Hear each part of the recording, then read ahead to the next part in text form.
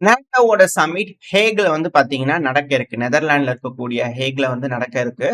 So அதுல வந்து பாத்தீங்கன்னா, மினி டிக்ளரேஷன் வந்து பாத்தீங்கன்னா, நேட்டோ நாடுகள் கிரியேட் பண்றாங்க. அமெரிக்காவோட அதிபரான ட்ரம்ப் அவர்கள், அமெரிக்காவோட ட்ரம்ப் அரசாங்கம் அப்படிங்கிறது வந்து பாத்தீங்கன்னா, உக்ரைன அந்த மீட்டிங்க்கு கூப்பிடாதீங்க அப்படின்னு சொல்லியிருக்கிறாங்க. சேர்க்கறதுக்கான எண்ணம் இல்லை அப்படின்னு சொல்லியிருக்கிறாங்க. ஆனா, இங்க இருக்கக்கூடிய நாடுகள்ல மினி டிக்ளரேஷன் உருவாக்குறாங்க அப்படின்னு சொல்றாங்க. அது என்ன நடக்க போகுது? என்ன செய்ய போறோம்? அஜெண்டா என்ன? அப்படிங்கிற பேசுறதுக்கெல்லாம் வந்து பாத்தீங்கன்னா, என்ன பேச போறோம் அப்படின்னு சும்மா சாராம்சம் இருக்கும் இல்லையா? ஸோ அத உருவாக்கும்போது எல்லா நாடுகளுக்கு டிக்கெட் குடுக்கும்போது அக்ரி பண்ணதுக்கு அப்புறம் தான் அத பத்தி பேசுறதுக்காக அந்த நாட்டோல அங்க கூட்டம் போடுவாங்க, எல்லாம் பேசுவாங்க. இப்ப அதுல வந்து ப்ராப்பரா உக்ரைன பத்தி மென்ஷன் பண்ணல. ரஷ்யாவ பத்தி மென்ஷன் பண்ணல. ஆனா செக்யூரிட்டிக்காக மிக முக்கியமான பேச்சுகள் அடிபடும் அப்படின்னு சொல்றாங்க. இதே டச் டிஃபென்ஸ் மினிஸ்டர் நெதர்லாந்து டச்சுன்னு சொல்லுவாங்க. ஏன்னா அந்த டச் மொழி, அந்த டச்சு கம்பெனிக்காரங்க நம்மகிட்ட வந்து வேலைய செஞ்சாங்க இல்லையா? ஸோ அவங்களுக்கெல்லாம் இன்னும் அதே நெனப்பு இருக்கிறாங்க போல இருக்குது. ஸோ அதனால அப்படியே வச்சுக்கிட்டு இருக்கிறாங்க. ஏதோ எப்படியோ. இந்த டச்சு நெதர்லாண்டோட ஃபாரின் மினிஸ்டர் வந்து பார்த்தீங்கன்னா, என்ன ஸ்டேட்மெண்ட் சொல்லியிருக்கிறாங்கன்னா, கண்டிப்பா செலன்ஸ்கி அவர்கள் வந்தே தீருவார் அப்படிங்கிறது போல நேட்டோ சம்மிட்டுக்கு வருவார் அப்படின்னு கூட சொல்றாரு.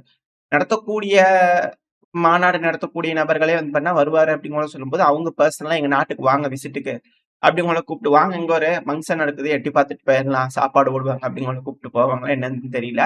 பட் ஆனா ஒரு வேளை அது நடக்குது அப்படிங்கும்போது அமெரிக்காவுக்கு அசிங்கமா? இல்ல தெரிஞ்சுக்கிட்டே இது போல செய்றாங்களா? அப்படின்ற கேள்விகள் இருக்கு. என்ன நடக்க போகுதுன்னு தெரியல. இதுக்கு ரஷ்யாவோட ரெஸ்பான்ஸ் எப்படி இருக்கும் அப்படிங்கிறத வெயிட் பண்ணி பார்த்துடலாம். ஆனா தெரிஞ்ச ஒரு விஷயம் தான். இவங்க இப்படி செய்வாங்கன்ட்டு. ஆனா இதே இம்மானுவேல் மேக்ரான் அவர்கள் வியட்நாம்ல நின்னு பேசும்போது, ட்ரம்ப் அவர்களுக்கு இப்போ புரிஞ்சிருக்கும். புட்டின் அவர்கள் பொய் சொல்றாரு அப்படிங்கிறது போல. லார்ஜ் ஸ்கேல் அட்டாக் உக்ரைன் பண்ணிட்டு, அதுக்கு ரிட்டாலியேட் ரஷ்யா பண்ணதுக்கு வந்து பார்த்தீங்கன்னா, இது போல சொல்லிட்டு இருக்கிறாங்க. அது மட்டும் இல்ல கமெண்ட் செக்ஷன்ல வந்து பார்த்தீங்கன்னா, ஒரு நபர் சொல்லியிருந்தீங்க. அதாவது ரஷ்யா வந்து அக்ரஸார். நம்ம ரஷ்யாக்கு சப்போர்ட் பண்றோம். ஆனா ரஷ்யா தான் அக்ரஸார் அப்படின்னு கூட சொன்னீங்க. இல்ல அது தப்பு. அது முழுமையா தவறான ஒரு ஸ்டேட்மெண்ட். ஏன் அப்படின்னா, இதுக்கு முன்னாடி பைடன் அவர்களோட அரசாங்கத்துல இருக்கும்போது, அது வந்து தப்பா அ சொல்லக்கூடிய ஒரு விஷயம். ரஷ்யா வந்து டிஃபெண்டர். உக்ரைன் தான் அக்ரஸர். ஏன்னா, இந்த பிரச்சனைய பொறுத்த வரைக்கும் நம்ம எந்த டைம்ல இருந்து பார்க்குறோம் அப்படிங்கிறத பொறுத்து தான் இது இருக்கு. நீங்க பார்க்கக்கூடிய விஷயம்ங்கிறது 2022 அப்படிங்கிறத எடுத்து பார்க்குறீங்க அப்படின்னா, ரஷ்யா உக்ரைன் மேல போர் தொடுத்தாங்க. அதனால ரஷ்யா அக்ரஸர் அப்படின்னு சொல்றீங்க இல்லையா? ஏன் ரஷ்யா உக்ரைனுக்குள்ள போர் தொடுத்தாங்க அப்படின்ற ஒரு கேள்விய நீங்க கேட்டீங்க அப்படின்னா, அதுக்கான பதில் வர்றது என்னன்னா, லுகான்ஸ்க், டொனெட்ஸ்க்ன்னு தனியா ஒரு நாடு இருந்துச்சு. அதாவது ஒரு தனி பகுதி இருந்தது. உக்ரைனுக்கு எந்த வகையிலயுமே ஆ கண்ட்ரோல் இல்லாத ஒரு பகுதி. லுகான்ஸ்க், டொனெட்ஸ்க்ன்னு இருந்தது. நீங்க மேப் எடுத்து பாருங்க சைட்ல நான் லோட் பண்ணி காட்டுறேன். இந்த பகுதிகள் தனியா தான் இருந்தது. இந்த பிரச்சனை எங்க எப்ப இருந்து வெடிக்க ஆரம்பிக்குதுன்னா 2014ல இருந்து வெடிக்க ஆரம்பிக்குது. அதுக்கான காரணம் என்னன்னா, உக்ரைன்ல வந்து பாத்தீங்கன்னா, ஆட்சி கவிழ்ப்புக்காக மேற்குலக நாடுகள் திட்டமிட்டு கலர் ரெவல்யூஷன உருவாக்குறாங்க. இது வந்து இதுவரைக்கும் நம்ம கான்ஸ்பிரசி தியரியா சொல்லலாம். ஆனா இப்போ இத ஓப்பனா வந்து பாத்தீங்கன்னா, மேற்குலக நாடுகள் அதுவும் குறிப்பா அமெரிக்காவோட ஆளுகின்ற அரசாங்கம் ட்ரம்ப் அவர்களோட அரசாங்கமே ஒத்துக்கிட்டாங்க.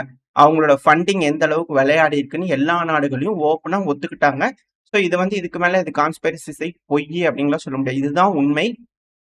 ஸோ 2014க்கு முன்னாடி இருந்தே உக்ரைனுக்குள்ள ஆட்சி கவிழ்க்க திட்டம் போட்டு ஆட்சி கவிழ்ப்ப செஞ்சு, அந்த இடத்துல ரஷ்யர்கள வந்து பார்த்தீங்கன்னா, இனப்படுகொலை செஞ்சுகிட்டு இருந்தாங்க. இந்த ஒடெசால நம்ம வந்து பார்த்தீங்கன்னா, இந்த வீடியோ பதிவுல வந்து டெலகிராம் சேனல்லயே போட்டிருக்கோம். அந்த டெலகிராம் சேனல் லிங்க் வேணாலும் திருப்பி நான் தரேன். இல்லன்னா, திரும்பி நான் அத பப்ளிஷ் பண்ணேன். டெலகிராம் சேனல்ல பார்த்தீங்கன்னா தெரியும். ரஷ்யர்கள் எல்லாத்தையும் அந்த ட்ரேட் கவுன்சில் இருக்கும். ஸோ அந்த இடத்துல வச்சுட்டு எரிச்சு விட்டுருவாங்க ஃபுல்லா. அது மட்டும் இல்லாம இந்த மரியோபோல் பகுதியா இருக்கட்டும், இந்த பகுதியெல்லாம் சர்ச்சில வச்சு என்னென்ன கொடுமைகள் செய்ய முடியுமோ எல்லாத்தையும் பண்ணிட்டு இருந்தாங்க உக்ரைன். அதாவது இந்த பிரச்சனை நீங்க எப்படி எடுத்து அப்ளை பண்ணி பார்க்கணும்னா, ஈழம் இருக்கு இல்லையா? ஸோ அந்த இடத்துல அப்ளை பண்ணி பார்த்தீங்கன்னா தெரியும்.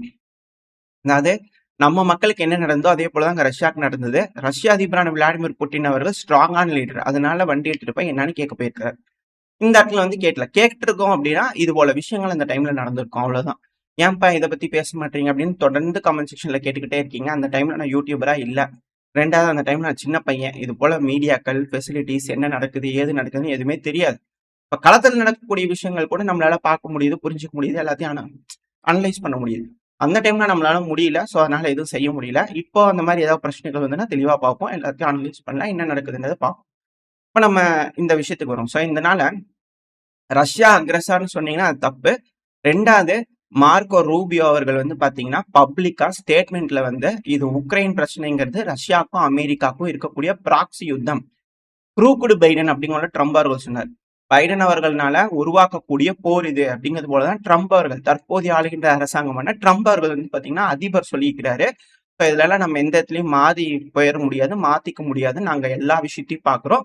மேற்குலகத்தோட புரொபகண்டாலாம் வந்து பார்த்தீங்கன்னா, அது முடிஞ்சிருச்சு. அந்த எரா முடிஞ்சிருச்சு. ஸோ எல்லா நியூஸஸையும் நம்ம எல்லா வகையிலயும் பார்க்கறதுனால, அந்த புரொபகண்டாலாம் இங்க செல்லாது. ஆனா அது மட்டும் இல்லாம, ரூபியோ அவர்கள் அந்த டைம்ல ஆஷ் வெட்னஸ்டேன்னு சொல்லிட்டு நெத்தியில வந்து பார்த்தீங்கன்னா, கிராஸ் போட்டிருப்பாங்க. இது வந்து சும்மா லேசுப்பட்டதெல்லாம் கிடையாது. ரஷ்யா என்ன ஸ்கிரிப்ட் குடுத்துருக்காங்களோ, அத கேட்டுட்டு வந்து அப்படியே சாமி முன்னாடி போய் நின்னு, ஆ ஆசீர்வாதம் வாங்கிட்டு வந்து அந்த ஸ்டேட்மெண்ட்ட அப்படியே அத அழிக்காம கூட மார்க்கோ ரூபியோ அவர்கள் பேசிக்கிறாரு. இதுவரைக்கும் யாராவது இது போல ஸ்டேட்மெண்ட் சொல்லியிருக்கிறாங்கன்னா, அது ஒரு சந்தேகம் தான். நார்மலா இது போல பாலிட்டிஷியன்ஸ் அமெரிக்கால செய்வாங்க, பார்க்கலாம். ஆனா பிரஸ் பிரீஃபிங் குடுக்கும்போது, இது போல இன்டர்நேஷனல் கான்ஃப்ளிக்ட்ஸ பத்தி பேசும்போதெல்லாம், இது போல உண்மைய ஒத்துக்கும் போதெல்லாம் இது மாரி யாரும் செய்ய மாட்டாங்க. செய்றாங்கன்னா, இதுக்கு பின்னாடி ஏதோ வேலைகள் இருக்கு அப்படிங்கிறது ஒரு அர்த்தம். சரி, ஓகே. அதாவது இப்ப வந்து இந்த மெயினான விஷயத்துக்கு வந்துடலாம். நீங்க சொல்லக்கூடிய பதில்னா, ரஷ்யா அக்ரஸர்ன்னு சொன்னீங்க. அது தப்பு. முழுமையா தப்பு. அது கிடையாது. உக்ரைன் தான் அக்ரஸர். ஸோ அதுதான் இங்க இருக்கக்கூடிய விஷயம். ரஷ்யா வந்து டிஃபெண்டர். இதுல இருக்கக்கூடிய பாயிண்ட். இதெல்லாம் அமெரிக்காவே ஒத்துக்கிட்டாங்க. இதுல மாத்தி பேசுறதுக்கு எதுவுமே இல்ல. இப்ப வந்து திருப்பி மாத்துனீங்கன்னா, அது வேற மாரியே போயிரும். இப்போ ஃபர்ஸ்ட் பாயிண்ட்ஸ்க்கே வந்துடலாம். அதாவது நாட்டோ மீட்டிங் வந்து பார்த்தீங்கன்னா நடக்க இருக்கு. ஸோ இந்த நெதர்லாந்து வந்து பார்த்தீங்கன்னா, F-16 குடுக்கிறதா சத்தியம் பண்ணியிருந்தாங்க உக்ரைனுக்கு. ஸோ அந்த பேட்ச் விமானங்கள்லாம் வந்து பார்த்தீங்கன்னா, உக்ரைனுக்கு குடுத்தாச்சு அப்படிங்கிறதுல நெதர்லாந்து தரப்புல இருந்து செய்திகள் வந்துகிட்டு இருக்கு. குடுக்க போறோம் லாஸ்ட் பேட்ச் 26 F-16 வந்து குடுக்க போறோம் அப்படிங்கிற சொல்லிட்டு இருந்தாங்க. இப்ப குடுத்தாச்சுங்கிறாங்க. உண்மையா என்ன ஏதுங்க தெரியல. ஏன்னா நாட்டோ மீட்டிங்ல வச்சு அதெல்லாம் குடுக்கிறதா சொன்னீங்களேப்பா, நீங்கலாம் குடுத்தீங்களா? அப்படிங்கிற நறுக்குன்னு அமெரிக்க தரப்பு வந்து கேட்டாங்கன்னா என்ன ஆகுறது? அப்படிங்கிறதுனால சொன்ன கமிட்மெண்ட்ஸ் எல்லாத்தையும் நிறைவேத்துறாங்களா? அப்படின்ற கேள்விகள் வருது. அடுத்தது வந்து பார்த்தீங்கன்னா, ஸ்வீடன் $500 மில்லியன் அளவுக்கான மிலிட்டரி எய்ட வந்து உக்ரைனுக்காக குடுக்குறாங்க. ஸ்ட்ரெங்தன் பண்றாங்க மிலிட்டரி கேப்பபிலிட்டிஸ. ஸோ இது போல எல்லாரும் வந்து பார்த்தீங்கன்னா, திரும்பியும் இந்த சீரியல் பார்க்கும்போது நம்ம சொல்லியிருப்போம். ஒரு கட்டத்துல வந்து பார்த்தீங்கன்னா, எய்டு காலமா வரும் அப்படின்னு போல. இப்ப எய்டு காலம் வந்திருக்கு. உக்ரைனுக்கு எய்டு மழையில நனைவிக்க போறாங்க அப்படிங்கிற மாற்று கருத்து இல்ல. இப்ப அடுத்தது வந்து பார்த்தீங்கன்னா, ஜெர்மனி தரப்புல இருந்து என்ன சொல்லிக்கிறாங்கன்னா, ரெஸ்ட்ரிக்ஷன்ஸ தூக்கியாச்சு. நாங்க குடுக்கக்கூடிய ஆயுதங்கள இந்த பகுதியில தான் பயன்படுத்தணும் அப்படிங்கிறது போல ரெஸ்ட்ரிக்ஷன்ஸ் இருந்தது. நம்ம முன்னாடியே சொல்லியிருந்தோம். உக்ரைன் வந்து பார்த்தீங்கன்னா, இவங்க ரொம்பவே படுத்தி எடுக்குறாங்க மேற்குலக நாடுகள். உக்ரைனுக்கு ஆயுதம் குடுத்தாங்கன்னா, அவங்களுக்கு வேணுங்கிற மாரி அவங்கள அடிக்க விட்டா தானே உக்ரைனுக்கு பெனிஃபிட்டா இருக்கும். அத விட்டு போட்டு ஆயுதங்கள குடுத்துட்டு பர்ட்டிகுலர் பிளேஸ் வந்து அடிக்கணும்னா, அது எப்படி அவங்களால ஜெயிக்க முடியும்? அப்படிங்கிற போல பல விஷயங்கள் நம்ம சேனல்லயே நம்மளே ஓப்பனா பேசியிருக்கோம். ஸோ இத வச்சு பார்க்கும்போது, இப்பதான் வந்து பார்த்தீங்கன்னா, பிரான்ஸ், ஜெர்மனி, பிரிட்டன் இவங்க எல்லாரும் மொத்தம் 4 நாடுகள் வந்து பார்த்தீங்கன்னா, ஆ உக்ரைன் வந்து இதுக்கு மேல அட்டாக் பண்ணதுக்கு எந்த ஒரு ரெஸ்ட்ரிக்ஷனும் இல்ல அப்படிங்கிற சொல்லியிருக்காங்க. அது மட்டும் இல்லாம நீங்க டார்ஸ் மிசைல்லாம் குடுப்பீங்களா? அப்படிங்கிறதோட ஜெர்மனிட்ட கேட்டதுக்கு இல்ல. இப்போதைக்கு நாங்க அத பத்தி எதையுமே சொல்ல மாட்டோம் அப்படின்னு இருக்காங்க. குடுக்க மாட்டோம்னு சொல்லல. சொல்ல மாட்டோம் அப்படிங்கிறத சொல்லிக்கிறாங்க. என்னென்ன குடுப்போம், எப்ப குடுப்போம், எப்படி குடுப்போம்னா சொல்ல மாட்டோம். அத பத்தி பேச மாட்டோம் அப்படிங்கறத ஜெர்மனி தரப்புன்னு சொல்லிக்கிறாங்க. ஸோ மிகப்பெரும் அளவுல உக்ரைனுக்கு எஸ்கலேஷன் பண்றதுக்கு ரெடி ஆயிட்டு இருக்காங்க. ஒருவேளை ரஷ்யா பிரிப்பேர் பண்ணக்கூடிய மெமரண்டம் உக்ரைனுக்கு ஏற்புடையதா இல்ல அப்படின்னா, எஸ்கலேஷன் பெருமளவுல இருக்கும். அப்படிங்கிறது போல ஒரு அழுத்தங்கள் ரஷ்யாவுக்கு குடுக்கறதுக்காக இங்கெல்லாம் பில்டப் ஆயிட்டு இருக்கா? அப்படிங்கிற கேள்விகள் வருது. சரி, ஓகே. இப்ப நடந்துட்டு இருக்கக்கூடிய பிரச்சனை உக்ரைனோட சாவர்னிட்டிக்காக பேசிட்டு இருக்கோம். ஆனா ரஷ்ய அதிபரான விளாடிமிர் புட்டின் அவர்கள் என்ன பேசுறாரு அப்படின்னா, ரஷ்யாவோட சாவர்னிட்டிங்கிறது எக்கனாமிக்கல் இண்டிபெண்டன்ஸ் இல்லாம நம்மளால அத அடைய முடியாது. ஸோ அதனால நம்மளுக்கு எக்கனாமிக்கல் இண்டிபெண்டன்ஸ் தேவை அப்படிங்கிற புட்டின் அவர்கள் சொல்றாரு. ஏன் அப்படின்னா, இதுக்கு ஒரு பாஸ் வச்சுட்டு அப்படியே பக்கத்துல ஜெர்மனி கிட்ட போனோம்னா, ஜெர்மனி என்ன சொன்னாங்கன்னா, ஜெர்மனியோட ஆட்சிங்கிறது ஓ அது ஒரு வேற டைப் ஆஃப் மாரியா இருக்கும். நம்ம நாட்டுல இருக்கிற மாரி ஆட்சி கிடையாது. ஸோ அங்க இருக்கக்கூடிய அ சாக்சோனியன்னு நெனைக்கிறேன். ஸோ அதோட பிரைம் மினிஸ்டர் நபர் தரப்புலருந்து என்ன ஸ்டேட்மெண்ட் வந்திருந்தது அப்படின்னா, நான் நியூஸ் அட்டாச் பண்றேன் சைட்ல. ஸோ அந்த நியூஸ்ல இருக்கக்கூடிய நபர் தான் இருந்துச்சுன்னா, நான் அத அட்டாச் பண்றேன் அந்த நியூஸ. ஸோ அவர் என்ன சொல்லியிருப்பாருன்னா, நம்ம நார்ட் ஸ்ட்ரீம வந்து லிவரேஜா வந்து பார்த்தீங்கன்னா, ரஷ்யாக்கு யூஸ் பண்ணலாம். இந்த நெகோசியேஷனுக்கு அப்படிங்கறதுல ஜெர்மனி தரப்புன்னு சொல்லியிருந்தாங்க. இப்போ முன்னாடி யோசிக்கக்கூடிய விஷயம் தான். என்ன அப்படின்னா, ரஷ்யா கிட்ட இருக்கக்கூடிய வளங்கள். இப்ப பின்லாண்டா இருக்கட்டும், எஸ்தோனியாவா இருக்கட்டும் என்ன செய்றாங்கன்னா, ரஷ்யாவோட டேங்கர்ஸ்லாம் வந்து பார்த்தீங்கன்னா, அண்ட குடுத்து புடிச்சிட்டு போலாமா அப்படின்னு பார்க்குறாங்க. எஸ்தோனியா 1 புடிச்சாங்க, பின்லாந்து 2 புடிச்சாங்க, ஜெர்மனி 1 புடிச்சிருக்காங்க. அதுக்கப்புறம் பின்லாந்து விட்டுட்டாங்க. பட் ஆனா ஜெர்மனி புடிச்சு அத அவங்களதாவே மாத்திக்கிட்டாங்க. எஸ்தோனியா பிடிச்சு வச்சுக்கிறாங்க. ஸோ இது போல விஷயங்கள்லாம் இருக்கு இல்லையா? ஸோ ரஷ்யா வந்து 1 புடிச்சிட்டு போயிட்டாங்க. ஸோ இது போல விஷயங்கள்லாம் இங்க இருக்கிறதுனால, ரஷ்யாவோட வளங்கள வந்து பார்த்தீங்கன்னா, எப்படி விக்கணும்? யார்கிட்ட விக்கணும்? என்ன விலைக்கு விக்கணும்? அப்படிங்கிறது எல்லாத்தையுமே மேற்கு தான் டிசைட் பண்ணணும்.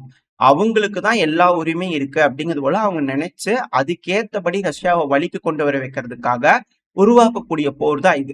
ஸோ இத பத்தி தான் ரஷ்ய அதிபரான விளாடிமிர் புட்டின் அவர்கள் என்ன சொன்னாங்கன்னா, எக்கனாமிக் இண்டிபெண்டன்ஸ் வேணும் அப்படிங்கிற 2வது கரன்சி பத்தி பேசுறாரு.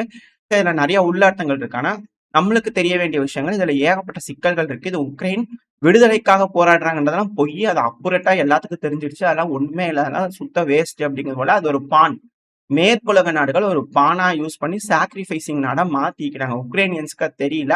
தவறான ஒரு நபரை சூஸ் பண்ணிக்கிறாங்க. அது பப்பெட்டா இருக்கிறதுனால அந்த உக்ரைன் வந்து பண்ணா இப்ப சாக்ரிஃபைஸ் ஆயிட்டு இருக்கு. அவ்வளவுதான். மத்தபடி இதுல நியாயப்படுத்துறதுக்கு, எகெயின்ஸ்டா பேசுறதுக்கு, அதுக்கு இதுக்குலாம் இல்ல. எல்லாம் வெட்ட வெளிச்சமா எல்லாத்துக்குமே நியூஸா ஓப்பனா எல்லாரும் எல்லா தலைவர்களுமே பேசிட்டு இருக்கிறாங்க. இதுல மாத்தி பேசுறதுக்கு, இல்ல மறைக்கிறதுக்குலாம் எந்த ஒரு இதுவுமே இல்ல. எல்லாம் அமெரிக்காவே ஓப்பனா சொல்லிட்டாங்க. இப்போ இந்த இடத்துல வந்து பாத்தீங்கன்னா, ரஷ்ய அதிபரான விளாடிமிர் புட்டின் அவர்கள் இல்ல, அதுக்காக பிரிக்ஸ கொண்டு வந்து பிரிக்ஸ் வழியா எல்லாத்தையும் பண்ணிக்கலாம் அப்படின்னு கூட சொல்றாங்க. ஆனா இந்த இடத்துல ரஷ்யா கிட்ட வந்து பாத்தீங்கன்னா, நார்த் ஸ்ட்ரீம் பைப் லைன் வேண்டாம், எனக்கு வேண்டியது இல்லப்பா, நாங்க பாத்துக்கிறோம் அப்படிங்கிற ரஷ்ய தரப்பு வந்து முடிவெடுத்துட்டாங்க அப்படின்னா, வாங்கக்கூடிய நாடுகள் இந்த ஏசியா நாடுகள் பக்கத்துல அவங்க கான்சென்ட்ரேட் பண்ணி திரும்பிட்டாங்க அப்படிங்கும்போது யூரோப்பியன் யூனியனுக்கு மேலும் மேலும் சிக்கல் ஏற்படும். யூரோப்பியன் யூனியன் நினைக்கிறத செய்ய முடியாது. சோ அதனால அழுத்தங்கள் நம்மளுக்கு இந்த ஏசியா நாடுகளுக்கு கொடுத்துட்டு இருக்காங்க. குறிப்பா ஈரானுக்கு. ஏன்னா ஈரான் வழியா சீனா இப்போ ஒரு ரூட் போட்டிருக்காங்க, ரயில்வே ரூட் போட்டிருக்காங்க, போர்ட் ரெடி பண்ணிட்டு இருக்காங்க, எல்லாம் பண்ணிட்டு இருக்காங்க. ஸோ இதனால ட்ரம்ப் அவர்கள் ஈரான்ல செக் வச்சுட்டு இருக்காரு. ஸோ இதுதான் இங்க நடக்கக்கூடிய விஷயங்கள்.